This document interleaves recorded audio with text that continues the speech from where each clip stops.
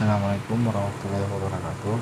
Kenalkan, nama saya Farhan Samsardi Samil, NIM 200303501041 dari kelas Ikor B.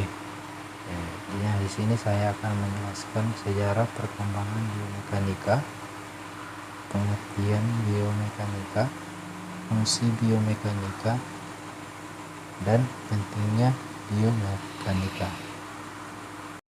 Di sini saya akan menjelaskan sejarah perkembangan biomekanika. Bertahun-tahun lamanya, istilah kinesiologi digunakan untuk menjelaskan bidang pengetahuan yang berkaitan dengan struktur dan fungsi dari sistem rangka otot dan badan manusia. Kemudian studi yang prinsip-prinsip mekanika yang diterapkan kepada gerakan manusia diterima secara luas sebagai suatu bagian integral dari kinesiologi. Kemudian lagi istilah itu masih digurtakan secara harfiah untuk mencakup aspek-aspek dari semua ilmu yang berkaitan dengan gerakan manusia. Jelas di sini bahwa kinesiologi telah kehilangan kegunaannya untuk menjelaskan secara khusus dari bagian ilmu gerak yang berkaitan dengan sistem rangka otot atau prinsip-prinsip mekanika yang diterapkan kepada gerakan badan manusia. Beberapa istilah baru disarankan sebagai penggantinya, yaitu antropomekanik, antropokinetik, body dynamic, hokinetik, dan kinantropologi, yang semuanya memiliki pendukung-pendukungnya. Akhirnya muncul satu istilah yang dapat diterima jauh lebih luas daripada yang lain. Istilah itu adalah biomekanik. Nah, ada beberapa perkembangan ilmu pengetahuan dari beberapa ilmuwan atau cendekiawan sebagai berikut. Yang pertama, Leonardo da Vinci pada tahun 1452 sampai dengan 1519, seorang seniman dan cendekiawan berkebangsaan Italia menambah perhatian yang besar terhadap dasar-dasar kemanis pada gerakan tubuh manusia. Yang kedua, Borelli pada tahun 1679, seorang matematikus dari Italia untuk pertama kalinya secara eksperimental menentukan kedudukan titik berat badan manusia. Yang ketiga, W dan E. Weber menulis tentang Mechanik der menschlichen Gewerkzeuge, teorinya mengenai locomotion, khususnya gerak bandul dan gerak siklis tungkai yang terjadi karena pengaruh gaya berat, telah dikembangkan oleh ahli-ahli lainnya. Yang keempat, Mary pada tahun 1880, seorang peneliti dari Prancis telah mengembangkan chronozyclofotografi dan pencatat dinamografi secara pneumatik. Yang kelima, Braus dan Fischer, sarjana dari Jerman pada pergantian abad ini, juga mempelajari teknik berjalan dan kedudukan titik berat dari tiap-tiap anggota tubuh. Abalokov dari Uni Soviet telah mengembangkan konstruksi khusus dinamografi untuk pengukuran biomekanik. Selanjutnya, pengertian biomekanika. Berbagai definisi mengenai istilah biomekanika telah dikemukakan, yang antara lainnya adalah: yang pertama, dasar-dasar mekanika dari aktivitas otot dan studi tentang prinsip-prinsip dan hubungan-hubungannya. Yang kedua, penerapan dari hukum mekanika kepada struktur hidup, khususnya kepada sistem gerak dari badan manusia. Yang ketiga, studi tentang struktur dan fungsi dari sistem-sistem hayati dengan memakai metode-metode mekanika. Tetapi karena buku ini terutama berkenan dengan penerapan biomekanika kepada suatu bidang yang sangat terbatas, yaitu untuk menganalisis teknik-teknik yang digunakan oleh manusia di dalam olahraga. Maka di sini dikemukakan definisi yang sangat terbatas, yaitu biomekanika adalah ilmu tentang gaya dalam dan gaya luar yang bekerja pada badan manusia serta pengaruh-pengaruh yang dihasilkan oleh gaya-gaya tersebut. Kedua, fungsi biomekanika.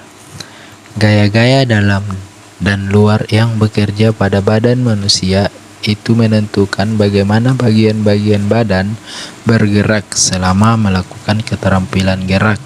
Gaya tersebut menentukan apa yang biasanya disebut teknik. Seringkali ada banyak macam teknik yang dapat digunakan untuk dalam olahraga. Ada 3 jenis pegangan yang dapat digunakan dalam memukul bola golf. Ada beberapa teknik start yang dapat digunakan dalam gaya bebas, gaya kupu-kupu, dan gaya dada dalam renang. Ada beberapa metode yang berbeda-beda yang dapat digunakan dalam lead of base, di dalam baseball, dan seterusnya. Kebanyakan dari teknik ini telah dikembangkan oleh para guru, pelatih, dan atlet dengan cara mencoba-coba untuk memperbaiki pelaksanaan. Tetapi ini bukan satu-satunya cara untuk mengembangkan teknik-teknik baru. Ada teknik yang dikembangkan secara kebetulan saja, sementara beberapa teknik telah dikembangkan sebagai hasil dari analisis secara ilmiah.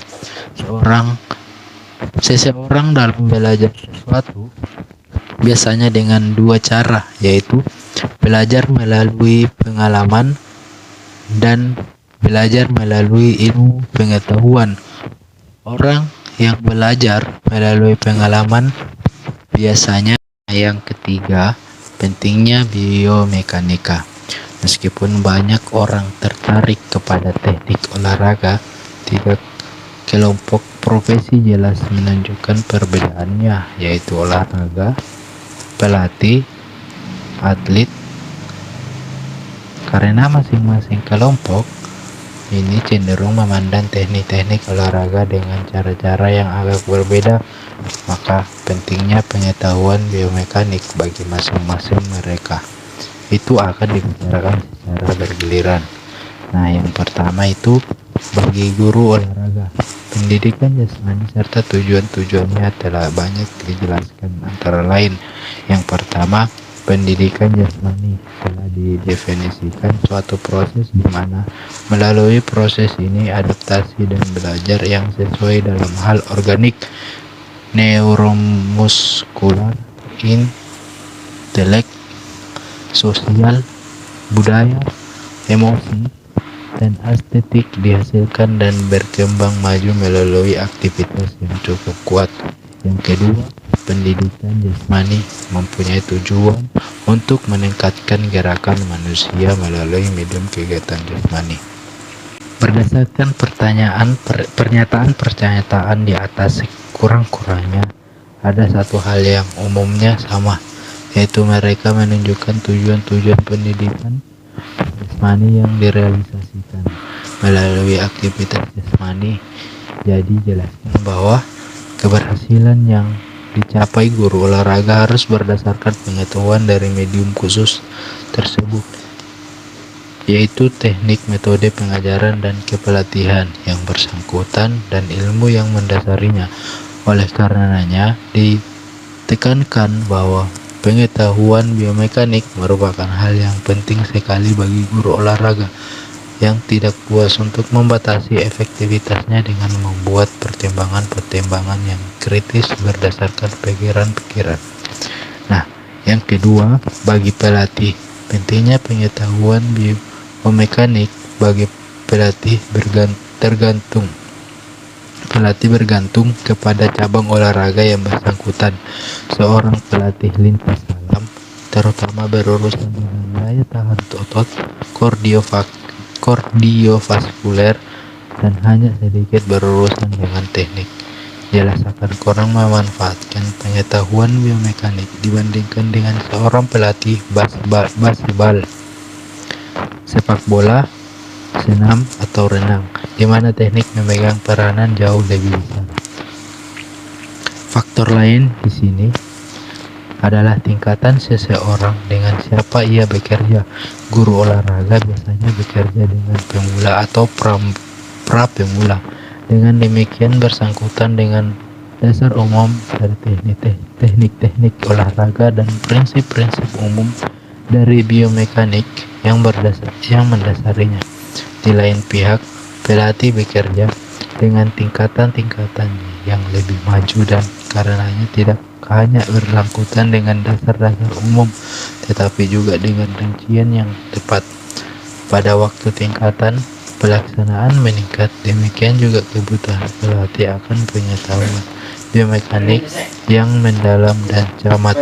Pada tingkatan-tingkatan tertinggi di mana teknik memegang peranan utama, peningkatan sering datang dari perhatian yang rinci dan cermat, di mana pelatih tidak dapat bekerja secara untung-untungan atau berdasarkan perkiraan-perkiraan. Bagi pelatih sedemikian itu, pengetahuan biomekanik menjadi sangat penting. Dalam hal ini, mungkin ada orang yang cenderung mencemooh pertanyaan tersebut di atas dan mengutip kasus-kasus pelatih-pelatih yang sangat berhasil yang hanya memiliki pengetahuan biomekanik yang sedikit atau tidak jelas keberhasilannya. Hanyalah menekankan kepada hal-hal lain yang juga penting, tetapi apa yang patut dipikirkan adalah tingkatan dari penampilan atlet akan dapat bertambah jika semua kemampuan pelatih itu tambahkan pengetahuan biomekanik. Yang ketiga, bagi atlet. Sementara pentingnya pengetahuan biomekanik bagi guru olahraga dan pelatih pada umumnya disetujui, tidak demikian halnya bagi atlet. Sejumlah studi telah dilaksanakan di dalam usahanya untuk menentukan nilai dari pengetahuan biomekanik dalam mempelajari keterampilan jasmani. Tetapi karena subjek dari hampir semua studi ini hampir pemula, hanya sedikit memberikan kejelasan pentingnya pengetahuan biomekanik bagi atlet-atlet yang terlatih. Beberapa para ahli menyatakan pendapatnya mengenai masalah ini.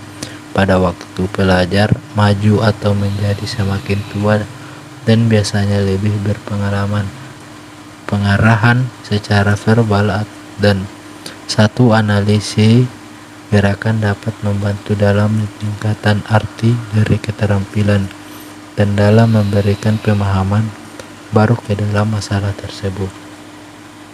Literatur eksperimen tidak mencakup nilai dari analisis mekanika bagi siswa pada tingkat lanjut, tetapi bukti empiris nampaknya menunjukkan nilai yang sedikit lebih besar pada tingkat-tingkat keterampilan yang lebih tinggi. Demikianlah, meskipun bukti yang meyakinkan tidak diperoleh, nampak bahwa pengetahuan tentang prinsip-prinsip biomekanik bersangkutan dapat meningkatkan pelaksanaan dari seorang atlet yang telah terlatih. Berdasarkan berbagai uraian di atas, dapat kita ketahui bahwa tujuan mempelajari biomekanika adalah yang pertama, menambah pengetahuan dasar sehingga kita mempunyai cakrawala yang lebih luas tentang gerakan tubuh. Yang kedua, kemampuan untuk mengetahui manfaat mekanis dari gerakan. Yang ketiga, mengetahui persyaratan-persyaratan